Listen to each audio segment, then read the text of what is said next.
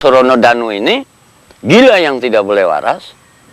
Kedua, Surono Danu ini paling jahat di dunia. Tiganya, Surono Danu ini setengah manusia, setengah iblis. Pas. Itulah kata yang terlintas ketika pertama kali bertemu dengan peneliti pangan ini. Manusia paling jahat maksud Bapak apa? Ya, saya nyebarkan virus di mana-mana supaya orang itu punya sikap tentang kedaulatan pangan. Kita harus berdaulat. Menurut Anda pangan kita saat ini Tidak bagaimana? berdaulat dong. Kalau orang Jawa ngatakan tuh paring-paring kulot yang semboten saged ningal. Vietnam kirim beras ya ke Indonesia kan gitu kan. Ngemis kan. Bibit unggul temuan Surono seolah menjawab kebutuhan beras penduduk Indonesia yang jumlahnya semakin membengkak.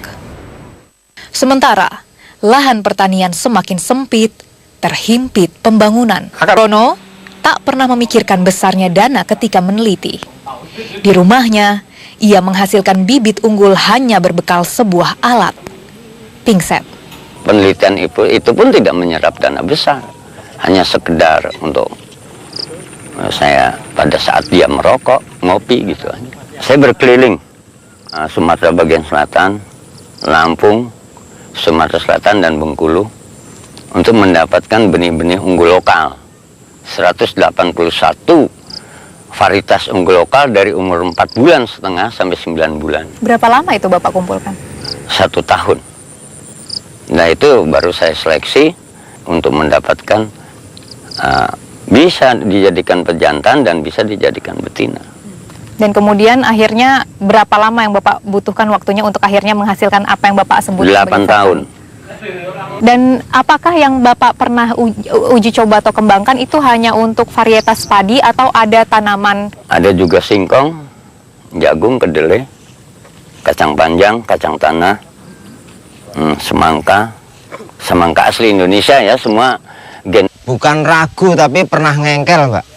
Ngengkel? Ngengkel apa ya, Mbak? Pokoknya nggak percaya, sempat adu argumen. Selama ini yang kita pilih justru tanah kita di sini intinya kan karena terlalu banyak memakai pupuk-pupuk kimia sehingga tanah relatif tandus.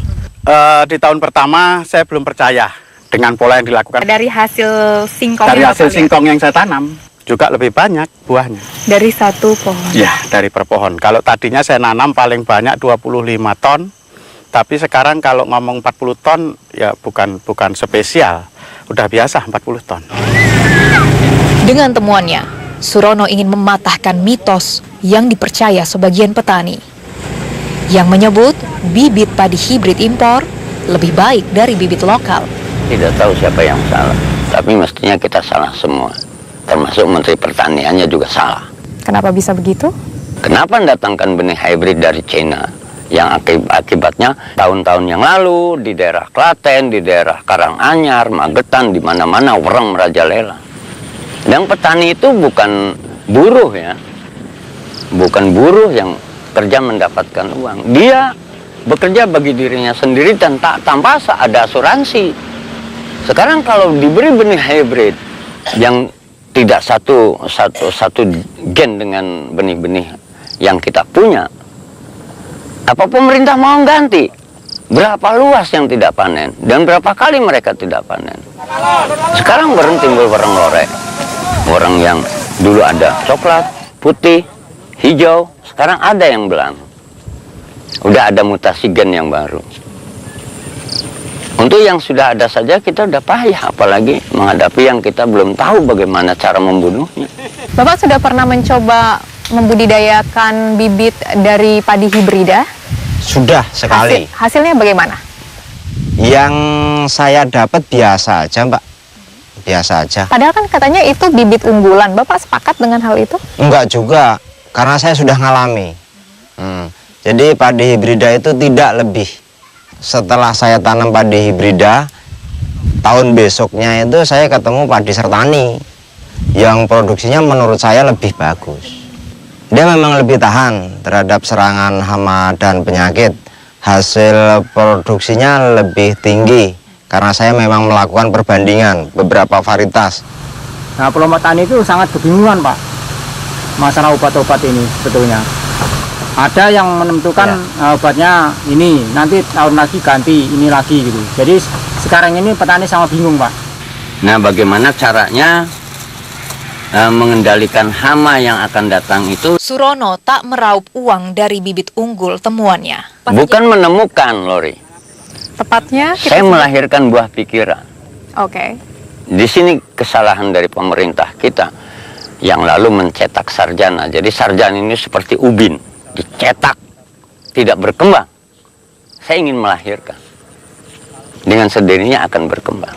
Dari mulai tanah karo, Ia berbagi tanpa berharap kembali. Ada permintaan seperti bibit sertani atau juga bibit singkong yang Gele. lainnya itu dari luar Lampung? Sangat luar biasa banyak. Cuma saya kan nggak punya areal untuk pembibitan.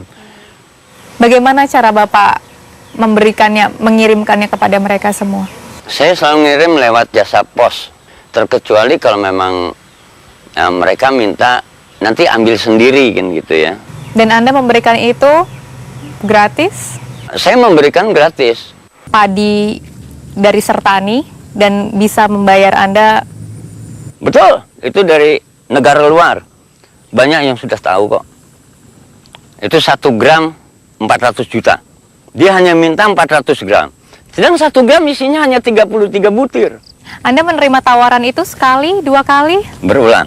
Anda menolaknya karena... Kalau pulang ke Indonesia kan menjajah Indonesia lagi. Nah, ini saya berikan untuk bangsa Indonesia. Siapa yang memodali setiap usaha Anda? Tidak ada.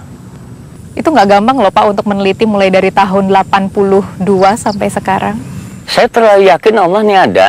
Saya diberi sel otak dan nurani sejak di dalam rahim ibu. Dan saya lahir tidak diberikan duit sama malaikat. Itu modal saya. Dan mereka juga modal saya ini. Modal. Dan saya merasa orang paling kaya di Indonesia.